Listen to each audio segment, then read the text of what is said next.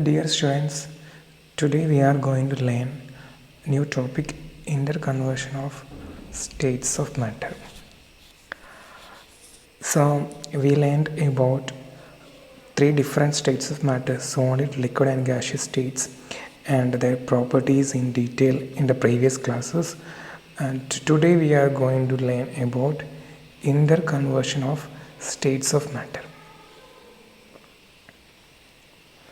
So first of all, we will see the explanation about interconversion of states of matter.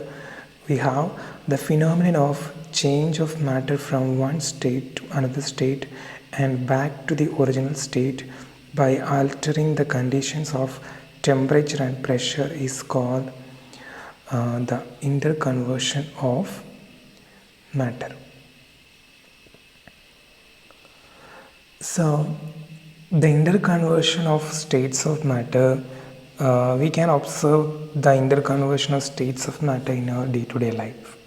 For example, when you keep water bottle in the fridge, after some time you will see that the water present in the bottle will become in the form of ice, right? Then the ice cubes which we are taking out of the fridge, the ice cubes will become water after some time, right? So these are the changes of matter. So changes of states of matter means change in the physical state. So you know this from one state of matter to another state of matter, that is it is possible to change the state of matter from one physical state to another state. So what do you mean by physical state? Physical state, in which physical state it exists, like solid, liquid or gaseous state. So when you consider the conversion of water to ice, so you can see that the water is in liquid state and the water is converted into ice. Ice is in the solid state. So in that case we can see there is a conversion. There is a change of state of matter. So what is the change? Change of state of matter from liquid state to solid state. And what about the change of ice cubes to water? Again, it is also change of state of matter, because ice cubes which are solids and water is in the liquid state. So the solid ice cubes become liquid water. So the conversion of solid to liquid. So it is also the change of state of matter. And this phenomenon is called interconversion of state of matter. So that is the phenomenon of change of matter from one state to another state and back to the original state. So that is, in that case, first of all the water is converted into ice cubes, and the ice cubes again they are back to the form of water. So this is called what? Interconversion of matter. So we know that water is converted into ice, understand? And when you take out these ice cubes from the fridge, this ice will become again water.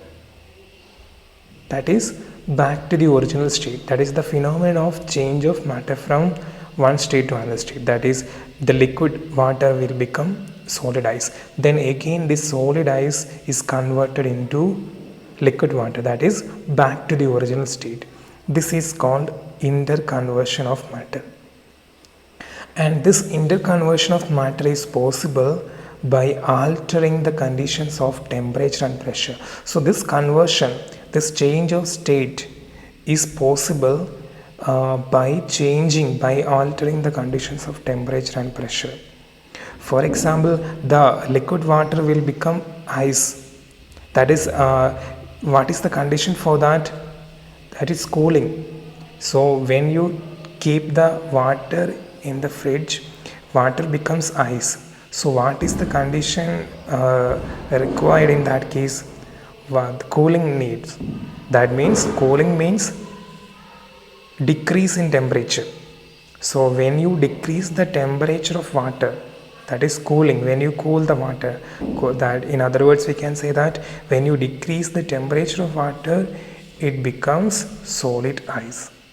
So that's why this change of state of matter or interconversion of state of matter is possible by altering the conditions of temperature and pressure. And what about the conversion of ice cubes to water? Ice cubes are converted into water. So for that what require heating. See, ice cubes will become water when the temperature of ice cubes increase. So if you increase the temperature of ice cubes, then only it will become water. That's why when you take out the ice cubes from the fridge, that means the temperature of ice cubes increase, that is heating.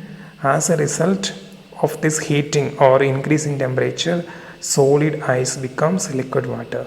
So this is possible, this interconversion or change of state of matter is possible by altering the conditions of temperature.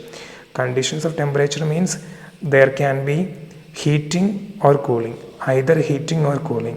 That means heating means increase in the temperature of substance, or cooling means decrease in the temperature. So altering the conditions of temperature means you have to heat the substance or cool the substance. In other words, you have to increase the temperature or decrease the temperature of substance. And one more possibility is that you can change the state of matter. That means from one state to another state, like solid to liquid or liquid to gas. This interconversion is possible by altering the conditions of pressure also. So altering the conditions of pressure also means two conditions are there, either increase in pressure or decrease in pressure. That is when you apply pressure on the substance or by decreasing the pressure, the change of state of matter takes place. So we can conclude that the various states of matter can be interchanged by changing the conditions of temperature and pressure. That is, for converting one state to another state. Suppose if you want to change a solid substance to liquid state, or liquid to gaseous state, or a gas to liquid state, this is called change of state. And this change of state of one substance to another substance is possible by changing the following conditions. Either you have to change the conditions of temperature or change the condition of pressure. Change the condition of temperature means there are two cases, which increasing temperature or decreasing temperature. Increasing temperature means you have to heat the substance. Decreasing temperature means you have to cool the substance. Then another condition is that increasing the pressure or decreasing the pressure. Generally, by increasing the pressure, the state of the substance can be changed. So this phenomenon is called interconversion of states of matter. Now we are going to discuss effect of temperature on interconversion of states of matter. That means, so we have seen that by increasing or decreasing the temperature, the state of matter can be changed. So we will see about the different ways in which the temperature can be responsible for the interconversion of state of matter. So in all these cases, the temperature, either increase in temperature or decrease in temperature, takes place. The first process is, name of the phenomenon is melting. Melting is also called fusion. So melting or fusion. So in melting or fusion, the process in which a solid changes into liquid on heat. This is called melting or fusion. That means melting is a process in which solid is converted into liquid state. So what is the change in this case? Solid to liquid state. So this is possible. What is the condition here? On heating. On heating means increasing the temperature. So that means when you heat the solid or when you increase the temperature of the solid, gradually it changes into the liquid state. So the conversion of solid to liquid on heating. When you heat the solid substance, it changes into liquid form. This phenomenon is called melting or fusion. So for melting, what is the condition?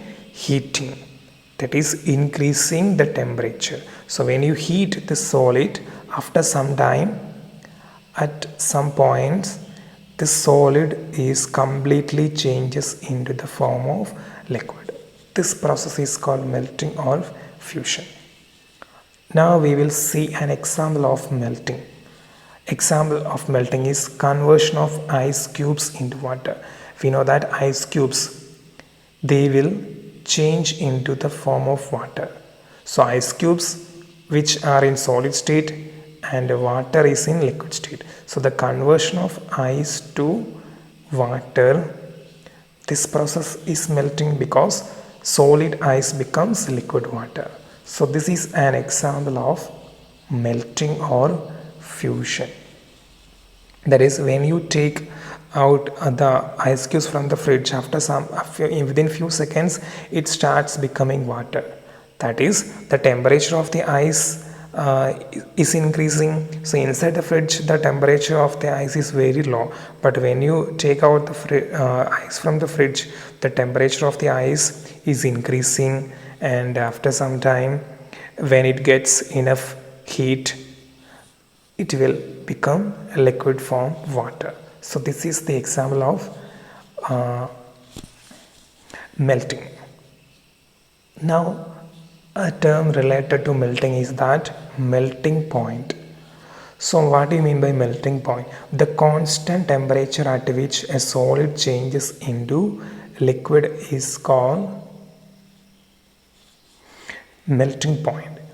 So that means the temperature at which a solid becomes liquid is called melting point. So we can see that this ice becomes water only at 0 degrees Celsius. So the melting of solid substance takes place only at a fixed temperature.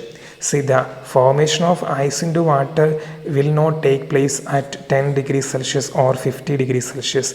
This is always take place at constant temperature of 0 degrees Celsius.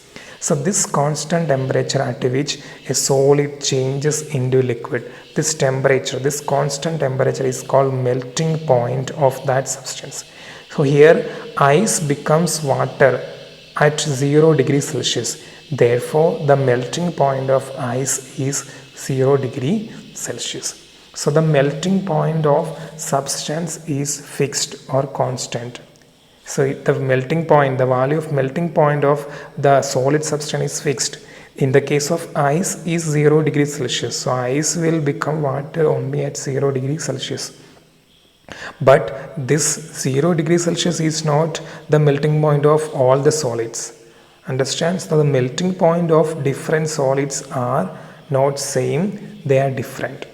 So 0 degrees Celsius is the melting point of ice. It means that ice will convert into water at 0 degrees Celsius. This is the melting point of ice. Then when you talk about iron metal, its melting point is very high, above 1500 degrees Celsius. That means the melting point of iron metal is very high, it is above 1500 degrees Celsius. In other words, we can say that the solid iron will become the form of liquid iron only at that temperature, that particular temperature, above 1500 degrees Celsius. So because that is the melting point of iron. Similarly, the melting point of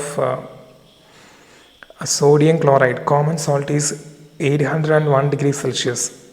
That means the sodium chloride will convert into its corresponding liquid form only at 801 degrees Celsius. So similarly, the melting point of solid is fixed. It will not same for all the solids. So this is the concept of melting points. The melting is the process in which solid changes into liquid state, and the temperature at which this process melting takes place is called melting point of that solid.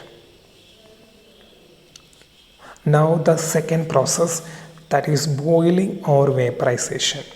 So in this case, liquid changes into gas on heating. Here we will see that the conversion of liquid into gas. What is the condition required here? On heating. On heating means increasing the temperature. So when you heat a liquid, it converts into the form of gas or vapors. This phenomenon is called boiling or vaporization. Boiling is also called vaporization.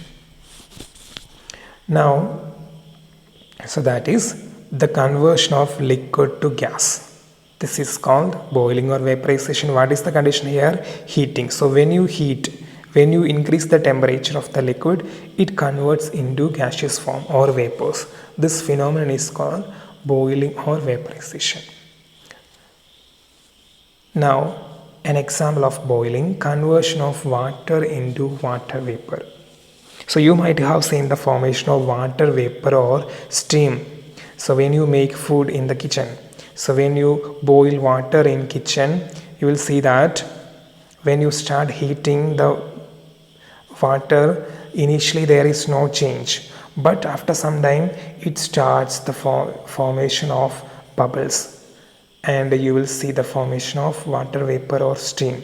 So this process is example of boiling or vaporization. Here the water is in liquid state, and this liquid water will become the form of water vapor, and this water vapor in the form of gaseous state. So the conversion of liquid to gas takes place. So it is an example of boiling. So boiling of water into water vapor is an example of boiling or vaporization. Then next is about boiling point. So we have studied about melting point. Then what will be boiling point? The boiling point will be the constant temperature at which liquid changes into gas on heating. So we know that the conversion of liquid to gas is called boiling, and this boiling takes place only at constant temperature. This constant temperature at which boiling of liquid takes place is called boiling point. For example, boiling point of water is 100 degrees Celsius. That means the water which you have taken in this container will become steam only at 100 degrees Celsius, because the boiling point of water is 100 degrees Celsius. So initially when you start the boiling of water in this vessel, you will see that the temperature is very low, it is very cold, water is of normal. That means at this case the temperature of water is not 100 degrees Celsius, it may be like 25 degrees Celsius. So less than 100 degrees Celsius. But after some time, within 5 minutes, you will see the formation of steam or water vapor. That means at that time you can see that the temperature of this water became 100 degrees Celsius. That means the boiling point of water is reached. That's why it starts forming steam or water vapor at that time. So the boiling point of water is 100 degrees Celsius. And similar like solids, the boiling point of the boiling point of liquid is constant. In other words, different liquids have different boiling point. This 100 degrees Celsius is only in the case of water. The boiling point of water is 100 degrees Celsius. Other liquids will not boil at sharp 100 degrees Celsius. Their boiling point can be above 200 degrees Celsius or less than 100 degrees Celsius. So the boiling points of different liquids are different, not same. For example, a liquid like aniline. Aniline is a liquid, and its boiling point is 183 degrees Celsius. But the boiling point of water is 100 degrees Celsius. So the boiling point of liquid is constant.